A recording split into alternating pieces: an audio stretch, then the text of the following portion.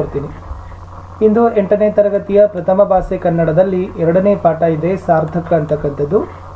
ಈ ಪಠ್ಯಪೋಷಕ ಅಧ್ಯಯನದ ಪಾಠ, ಇದರ ಭಾವಾರ್ಥ ಪದ್ಯ ಇದೆ. ಇದರ ಭಾವಾರ್ಥ ಮತ್ತು ಜೊತೆಗೆ ಅಭ್ಯಾಸ ಪ್ರಶ್ನೋತ್ತರಗಳನ್ನು ನೋಡೋಣ. ಮೊದಲಿಗೆ ಕವಿ ಪರಿಚಯ. ದಿವಂಗತ್ ಶ್ರೀ ದಿನಕರ ದೇಸಾಯಿಯವರು ಉತ್ತರ ಕನ್ನಡ ಜಿಲ್ಲೆಯವರು.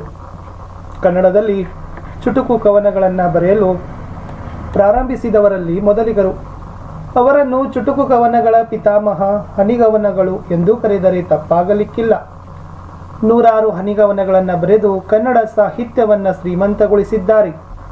ಅವರ ಸಾರ್ಥಕದಂತಹ ಕೆಲವು ಉತ್ತಮ ಕವನಗಳನ್ನೂ ರಚಿಸಿದ್ದಾರೆ, ಪ್ರವಾಸ ಕಥನವನ್ನು ಬರೆದಿದ್ದಾರೆ. ಈ ಕವನದಲ್ಲಿ ಜೀವಂತವಿದ್ದಾಗ ಪರೋಪಕಾರ ಮಾಡಲು ಸಾಧ್ಯವಾಗಲಿಲ್ಲ. ಸತ್ತ ಮೇಲಾದರೂ ನನ್ನ ಚಿತಾಭಸ್ಮದಿಂದ ಕೆಲವು ಜಲಚರಗಳಿಗೆ, ಬೆಳೆಗಳಿಗೆ, ವ್ಯಕ್ತಿಗಳಿಗೆ ಉಪಯೋಗವಾಗಲಿ. ಆದ್ದರಿಂದ ಅದನ್ನು ಒಂದು ಕಡೆ ವಿಸರ್ಜಿಸದೆ ಗಾಳಿಯಲ್ಲಿ ತೂರಿಬಿಡಿ ಎಂದು ಹೇಳುತ್ತಿದ್ದಾರೆ.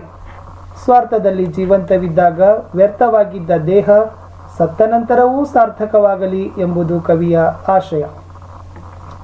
ಕವನದ ಭಾವಾನುವಾದ. ಮೊದಲನೇದು ಫಸ್ಟ್ ಪ್ಯಾರಾಗ್ರಾಫ್ದಲ್ಲಿ ಇರ್ತಕ್ಕಂಥದ್ದು. ಕವಿ ತಮ್ಮ ದೇಹದ ಬೂದಿ ಅಂದರೆ ಚಿತಾಭಸ್ಮವನ್ನ ಗಾಳಿಯಲ್ಲಿ ತೂರಿ ಬಿಡಿರಿ. ಅದು ಹೋಗಿ ಭತ್ತ ಬೆಳೆಯುವಲ್ಲಿ ಬೀಳಲಿ.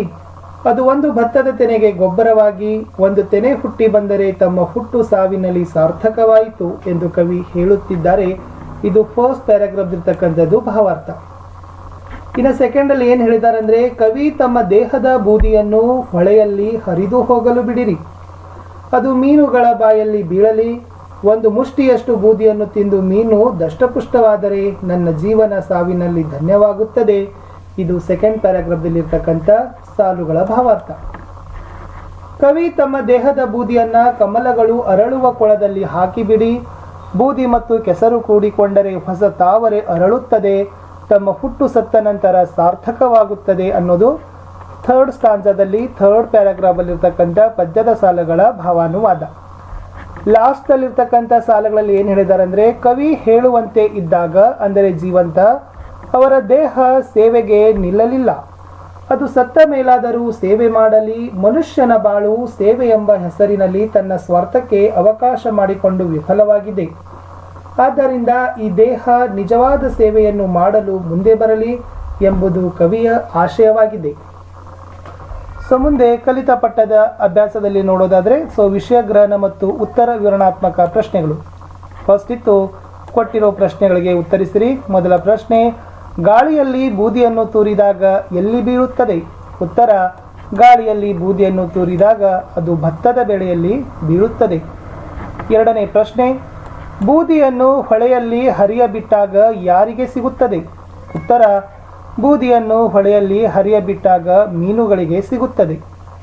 ಮೂರನೇ ಪ್ರಶ್ನೆ, ದೇಹ ಏಕೆ ವ್ಯರ್ಥವಾಗಿದೆ? ಉತ್ತರ, ದೇಹ ಈ ನರಜನ್ಮ ಸೇವೆಯಿಂದ ತನ್ನ ಸ್ವಾರ್ಥದಲ್ಲಿ ಮುಳುಗಿ ವ್ಯರ್ಥವಾಗಿದೆ.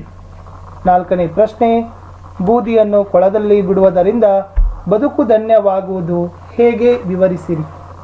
ಬೂದಿಯನ್ನ ಕೊಳದಲ್ಲಿ ಬಿಡುವುದರಿಂದ ಬೂದಿ ಕೆಸರನ್ನ ಕೂಡಿಕೊಂಡು ಹೊಸ ಕಮಲವು ಮೂಡಲು ಸಹಾಯವಾಗುತ್ತದೆ.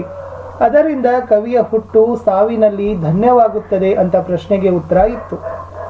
ಮುಂದಿನ ಪ್ರಶ್ನೆ, ಸಾರ್ಥಕ ಪದ್ಯದ ಯಾವ ಅಂಶಗಳನ್ನು ನೀವು ಮೆಚ್ಚುವಿರಿ? ಉತ್ತರ, ಸಾರ್ಥಕ ಪದ್ಯದಲ್ಲಿ ಇದ್ದಾಗ ಸ್ವಾರ್ಥಿಯಾಗಿ ಯಾರಿಗೂ ಉಪಕಾರ ಮಾಡದ ಮಾನವನ ಜನ್ಮ ಸತ್ತ ಮೇಲೆ ಅವನ ಚಿತಾಭಸ್ಮವನ್ನ ಗಾಳಿಯಲ್ಲಿ ಬಿಟ್ಟರೆ ಅದರಿಂದ ಒಂದು ಭತ್ತದ ತೆನೆ ಪುಷ್ಟಿಗೊಳ್ಳುತ್ತದೆ. ಹೊಳೆಯಲ್ಲಿ ಹರಿಯಬಿಟ್ಟಾಗ ಮೀನಿಗೆ ಆಹಾರವಾಗುತ್ತದೆ. ಕೊಳದಲ್ಲಿ ಬಿಟ್ಟಾಗ ಹೊಸ ಕಮಲ ಜನಿಸುತ್ತದೆ. ಆದ್ದರಿಂದ ಕವಿ ತಾನು ಸತ್ತ ಮೇಲೆ ತನ್ನ ದೇಹದ ಬೂದಿ ಹೀಗೆ ಅನೇಕ ವಸ್ತುಗಳಿಗೆ ಸಹಾಯ ಮಾಡುತ್ತದೆ. ಕವಿಯ ಬಾಳು ಇದ್ದಾಗ ವ್ಯರ್ಥವಾಗಿದ್ದರೂ ಸತ್ತ ಮೇಲೆ ಅವನ ಬೂದಿಯಿಂದ ಬಾಳು ಸಾರ್ಥಕವಾಗುತ್ತದೆ. ಮುಂದಾದರೂ ಮಾನವರ ಜನಸೇವೆ ಮಾಡಲು ಮುಂದೆ ಬರಲಿ ಎಂಬ ಅಂಶಗಳು ನಮಗೆ ಮೆಚ್ಚುಗೆಯಾಗುತ್ತವೆ. ಇಷ್ಟಿತ್ತು ಸ್ನೇಹಿತರೆ 8ನೇ ತರಗತಿಯ ಪ್ರಥಮ ಭಾಷೆ ಕನ್ನಡದ 2ನೇ ಪಠ್ಯಪೋಷಕ ಅಧ್ಯಯನದ ಪದ್ಯ ಸಾರ್ಥಕ ಅಂತಕ್ಕಂಥ ಪದ್ಯದ ಭಾವಾರ್ಥ ಮತ್ತು ಪ್ರಶ್ನೋತ್ತರಗಳನ್ನು. 8ನೇ ತರಗತಿಯಲ್ಲಿ ಎಲ್ಲ ವಿಷಯಗಳಲ್ಲಿ ನಾವು ಕ್ವಶನ್ ಆನ್ಸರ್ಸ್ಗಳನ್ನು, ನೋಟ್ಸ್ಗಳನ್ನು, ನಿಮ್ಮ FA SA ಎಕ್ಸಾಮ್ನ ಮಾಡೆಲ್ ಕ್ವಶನ್ ಪೇಪರ್ ಮತ್ತು ಕೀ ಆನ್ಸರನ್ನು ಹಾಕಿದ್ದೀವಿ. ವಿಡಿಯೋದ ಡಿಸ್ಕ್ರಿಪ್ಷನ್ ಬಾಕ್ಸ್ನಲ್ಲಿ ನಿಮಗೆ ಪ್ಲೇಲಿಸ್ಟ್ ಲಿಂಕನ್ನು ಸಿಗ್ತವೆ, ಅದರಲ್ಲಿ ಹೋಗಿ ಅವುಗಳನ್ನು ನೋಡಿ ಅಂತ ಹೇಳ್ತಾ, ನನ್ನದೇ ಒಂದು ವಾಟ್ಸಪ್ ಚಾನಲ್ ಅದ, ಅದರ ಲಿಂಕನ್ನು ಕೊಟ್ಟಿದ್ದೀನಿ, ಅದಕ್ಕೂ ಕೂಡ ಫಾಲೋ ಆಗಿ. ನಮ್ಮದೇ ಚಾನಲ್ನ ಟೆಲಿಗ್ರಾಮ್ ಗ್ರೂಪನ್ನು ಸಹಿತ ಲಿಂಕ್ ಕೊಟ್ಟಿದ್ದೀನಿ, ಅದಕ್ಕೂ ಕೂಡ ಬಂದು ಜಾಯ್ನ್ ಆಗಿ ಅಂತ ಹೇಳ್ತಾ, ಇಲ್ಲಿಯವರೆಗೆ ವಿಡಿಯೋ ವೀಕ್ಷಿಸಿದ್ದಕ್ಕಾಗಿ ಧನ್ಯವಾದಗಳು. ಮತ್ತೆ